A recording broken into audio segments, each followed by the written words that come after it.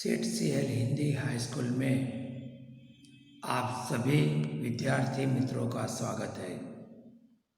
सरकार के दिए गए होम लर्निंग कार्यक्रम के अंतर्गत मैं अर्थशास्त्र विषय में पढ़ा रहा हूँ। उसमें हमने प्रकरण 1 में आखिर में सूक्ष्म लक्ष्य अर्थशास्त्र और व्यापक लक्ष्य अर्थशास्त्र में देखा था। आगे सांख्यिकीय जानकारी का महत्व क्यों है उसके बारे में भी देखा था। अब उसमें हम थोड़ा आगे देखते हैं। सांख्यिकीय जानकारी को आकृति में और आलेख में प्रस्तुत करने के लिए कौन सी बातों को ध्यान में रखने का होता है उसके बारे में हम देखते हैं। यहाँ पर आलेख और आकृति को बताने के लिए हम अपने को 3 बातों को ध्यान में रखने का होता है। एक, विश्वसनीय प्राप्ति स्थान होना चाहिए। दूसरी, उसमें निरपेक्ष एवं सापेक्ष चल होने चाहिए। और तीसरे, स्केल माप पसंद करना। आलेख और आकृति में जो भी बातें बताई जाती है वो विश्वसनीय प्राप्ति स्थान के द्वारा जो प्राप्त होती है वही आलेख और आकृति में बताई जाती है। चिला चालू जो बातें होती है उसको बताया नहीं जाता। आर्थिक सिद्धांत या निष्कर्ष जिनके आधार पर दिया जाता है ऐसे बातों को बताया जाता है।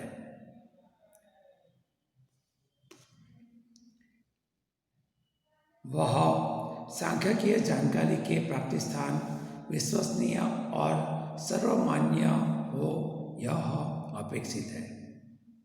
जैसे कि भारत की आर्थिक स्थिति दर्शाने के लिए राष्ट्रीय सर्वे, विश्व बैंक की रिपोर्ट, केंद्र सरकार की सांख्यिकीय संस्था द्वारा दिए गए आधारभूत आंकड़े, ऐसी बातों को लिया जाता है और सांख्यिकीय बातों में वही बताया जाता है। यहाँ पर आलेख में और आकृति में ऐसे विश्वसनीय बातों को ही बताया जाता है और होनी चाहिए। दूसरी बात, निरपेक्ष एवं सापेक्ष चल होने चाहिए। यहाँ पर दो या उससे अधिक चलों के बीच का संबंध आलेख या आकृति में प्रस्तुत करने के लिए यह याद रखना चाहिए कि निरपेक्ष चलों को क्षैतिज अक्ष पर और सापेक्ष चलों को ऊर्ध्वाधर अक्ष पर दर्शाया जाता है।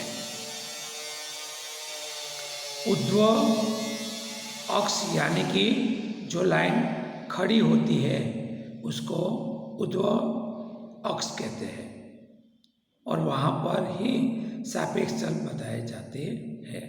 उदाहरण स्वरूप देखा जाए तो देश, वर्ष, बरसात यह निरपेक्ष चल है, जबकि जनसंख्या, आय, उत्पादन यह सापेक्ष चल है। दो चलों के बीच कार्यकारण के संबंध में एक चल कारण रूप होता है। उदाहरण, वर्ष निरपेक्ष चल है और वो OX अक्ष पर दर्शाया जाता है और उत्पादन सापेक्ष चल है जो OY अक्ष पर दर्शाया जाता है। जबकि अर्थशास्त्र में मांग के नियम की प्रस्तुति में कारण रूप परिबल कीमत ऊर्ध्वाधर अक्ष पर और सापेक्ष परिबल मांग को क्षैतिज अक्ष पर दर्शाया जाता है। तीसरी बात, स्केल माप पसंद करना। कोई भी हम जब आलेख प्रस्तुत करते हैं तो उसमें अपने को पहले स्केल माप पसंद करना होता है।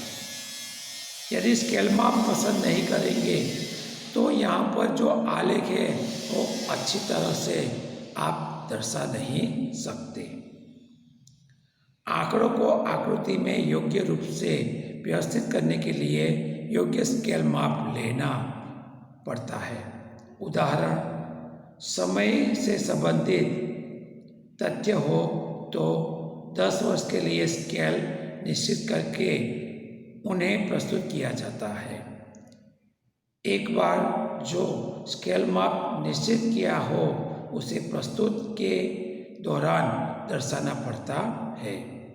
उदाहरण, 1 इंच बराबर 5 वर्ष निश्चित किया हो तो प्रत्येक 5 वर्ष की बढ़ोतरी को दर्शाने के लिए 1 इंच के प्रमाण में ही आगे बढ़ना पड़ता है।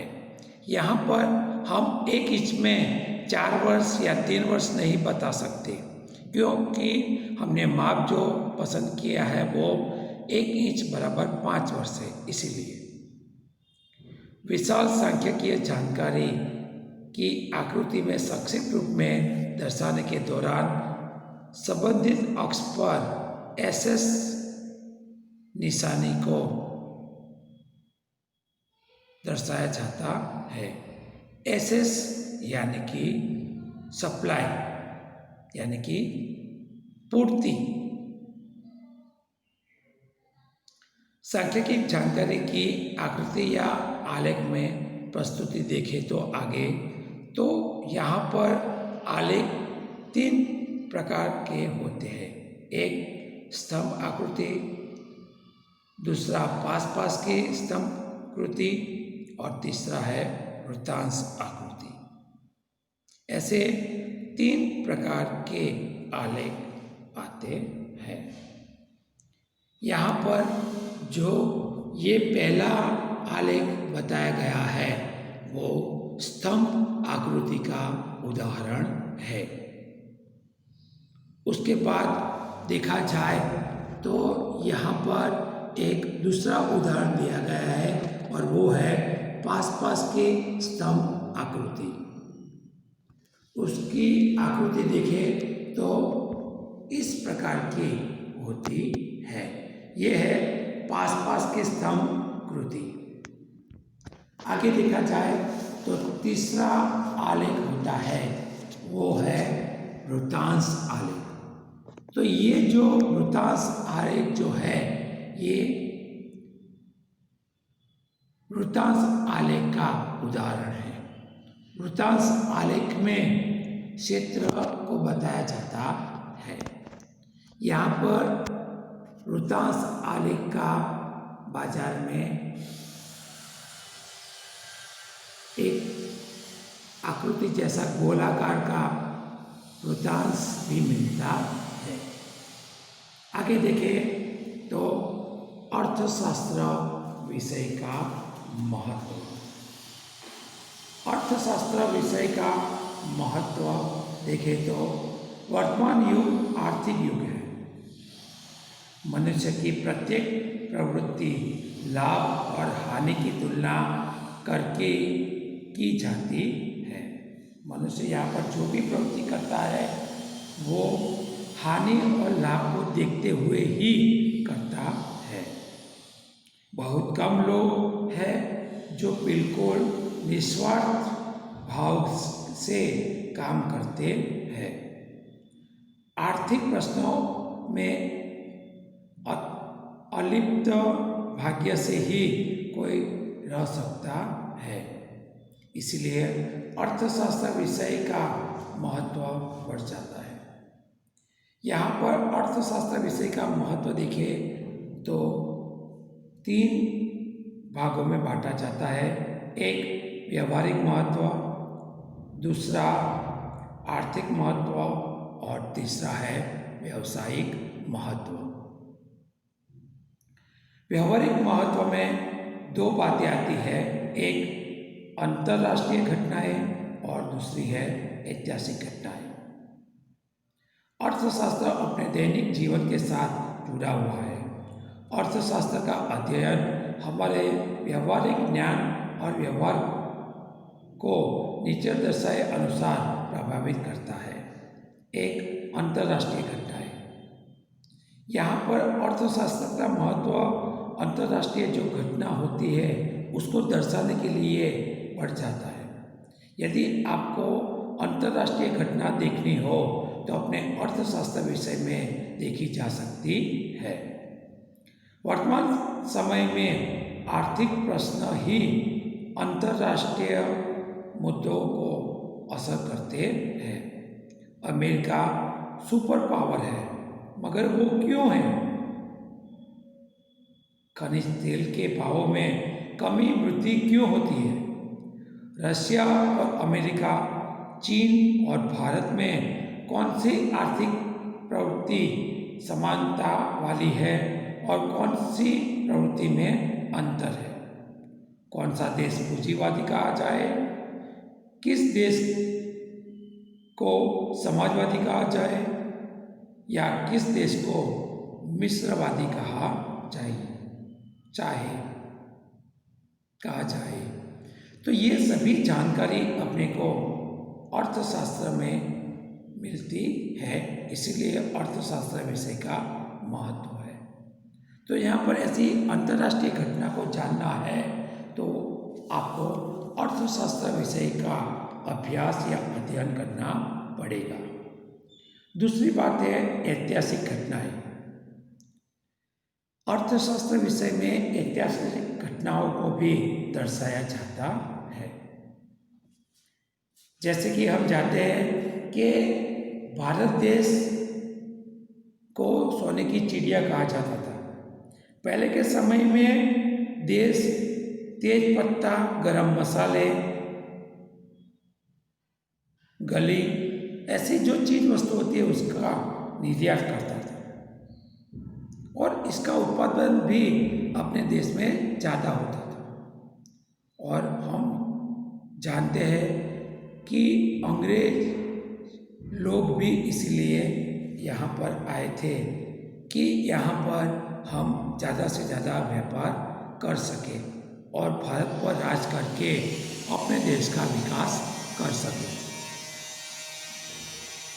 तेज पत्ता और गरम मसाले के भाव बढ़ने से इंग्लैंड के व्यापारियों ने ईस्ट इंडिया कंपनी की स्थापना की और भारत में आकर व्यापार किया और तत्पश्चात शासन भी किया। रोजगार और उद्योग धंधे में मंदी तथा कर के ऊंचे दर के बोझ से भारतीय प्रजा ने अंग्रेजों के शासन का विरोध किया। विश्व के तमाम देशों में भाव वृद्धि करके ऊंचे कर के दर में कमी जैसे आर्थिक परिबल बड़े पैमाने पर राजनीतिक अराजकता का सर्जन करते हैं। अर्थशास्त्र के अध्ययन से ही इस प्रकार की ऐतिहासिक राजकीय घटनाक्रम को समझा जा सकता है, इसलिए अर्थशास्त्र विषय का महत्व है। तो यहाँ पर व्यवहारिक महत्व को समझने के लिए दो बातों को ध्यान में रखने का होता है, एक अंतर्राष्ट्रीय घटनाओं को और दूसरी ऐतिहासिक घटनाओं को। आगे देखते हैं दूसरा मुख्य मुद्दा आर्थिक महत्व। यहाँ पर आर्थिक महत्व के लिए भी अर्थशास्त्र विषय का अभ्यास करना जरूरी है और अर्थशास्त्र विषय का महत्व बढ़ जाता है। आर्थिक महत्व दो बातों से प्रस्तुत की जाती है, एक दैनिक व्यक्तिगत निर्णय लेने के लिए और दूसरा सरकार की नीतियों को समझने के लिए। उसमें पहला देखते हैं दैनिक व्यक्तिगत निर्णय लेने के लिए। अभिनेता, डॉक्टर, वकील, गायक, शिक्षक भी आर्थिक निवेश करते हैं। प्रत्यक्ष रूप से आर्थिक प्रवृत्ति में शामिल न हो ऐसे लोगों भी बचत पूंजीनिवेश, खर्च और आय की प्रवृत्ति के साथ जुड़े होते हैं। सामान्य गृहिणी से लेकर सरकार तक लोगों को अपने आर्थिक निर्णय लेने के लिए अर्थशास्त्र विषय मददरूप होता है। इसलिए दैनिक व्यक्तिगत निर्णय लेने के लिए अर्थशास्त्र विषय का महत्व है। दूसरी बात, सरकार की नीतियों को समझने के लिए सरकार की कौन सी नीति कैसी है कैसी नहीं है ये समझना है तो अपने को अर्थशास्त्र विषय को समझना पड़ेगा या उसका अध्ययन करना पड़ेगा। भारत जैसे देश में सरकार की मुद्रा नीति तथा राजकोषीय नीति या संपूर्ण आर्थिक नीति हमारे दैनिक जीवन पर गंभीर असर पैदा कर सकती है। इसलिए अर्थशास्त्र का अध्ययन इन नीतियों को समझने तथा उसके अनुसार अपने निर्णय लेने में सहायक होता है। उदाहरण, रिजर्व बैंक के रेपो रेट में होने वाले परिवर्तनों के अनुसार हमें बचत और निवेश के निर्णय लेने चाहिए। तीसरी बात है व्यवहारिक महत्व। आय और खर्च, मांग और पूर्ति, ये तमाम विषय व्यवसाय के साथ जुड़े हैं।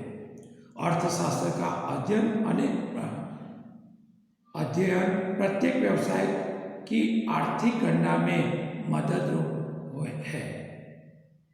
वस्तु या सेवा का कीमत निर्धारण, साधन तथा ऊंचे माल का क्रय विक्रय, श्रमिकों का कर्मचारियों का वेतन निश्चित करना जैसे तमाम विषयों का निर्णय में अर्थशास्त्र का अध्ययन मददरूप होता है। उदाहरण देखें तो तीव्र स्पर्धा वाले बाजार में कीमत कम करके ग्राहकों को आकर्षित किया जा सकता है। अर्थशास्त्र मूलभूत रूप से आर्थिक निर्णय लेने में सहायक है और इसका व्यावसायिक महत्व है। आर्थिक विश्व में मानव के मुख्य 3 स्वरूप हैं। एक ग्राहक के रूप में, दूसरा उत्पादक के रूप में और तीसरा श्रमिक के रूप में। इन तीनों स्वरूप में उसे कम से कम रकम का भुगतान करके अधिक से अधिक लाभ कमाने का प्रयत्न करना होता है और आर्थिक सिद्धांत यहाँ उन्हें मदद करते हैं। तो यहाँ पर ये पाठ या प्रकरण पूरा होता है। प्रकरण के पीछे पारिभाषिक शब्द भी दिए गए हैं। बच्चों उन शब्दों का भी थोड़ा आप अभ्यास करना और जो स्वाध्याय में जो विकल्प और प्रश्न दिए गए हैं उसका भी अभ्यास करना। बस आज के दिन के लिए इतना ही। अस्तु।